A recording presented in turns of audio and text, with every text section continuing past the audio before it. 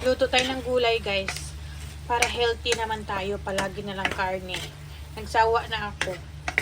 Stir fry na gulay guys. Japanese style or yasai itame. Request ni Habi para sa lunch. Tapos magluluto ako ng karage.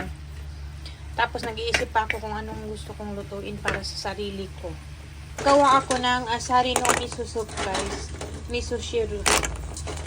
Para kay Habi. Ayan, nilagay na natin yung asari. Asari is clams. Lalagyan natin ng dashi powder or bonito powder. Tapos lalagyan natin ito guys. Miso paste. Japanese miso. Tutunawin lang natin yan. Gamit ang chopstick. Yan na yung kulay ng sabaw niya guys. Kulay brown after natin ilagay yung miso. Tapos maglalagay tayo ngayon ng dried wakame. Para pampalago ng hair. Ito na ang ating miso soup guys na asari. Tingnan nyo yung yung seaweeds, di ba?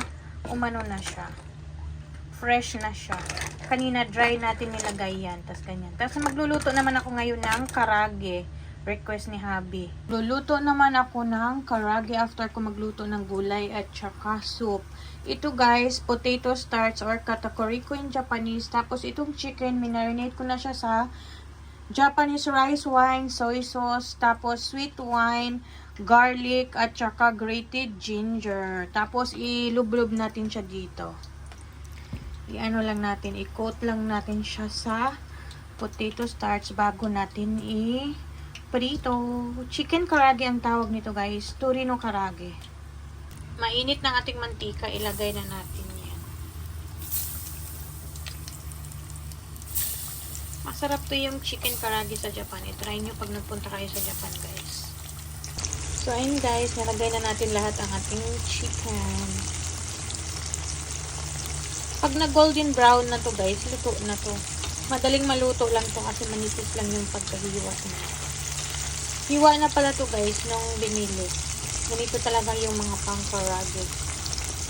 Or deep fried chicken. Chicken karage in Japanese. Mapupulutan lang to ni Habi guys.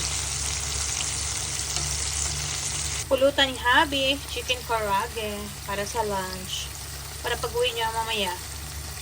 Kung nasa labas lang naman siya guys, nasa parking. Pakain na lang siya at mag-iinom. O diba? Ito ang trabaho ko dito sa Japan guys. Magluto, maglinis, magbantay ng aso.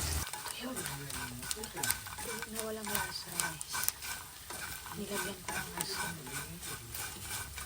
No way, lasa guys, nilagyan ko ng asin. Kasi sa Japan to ano pang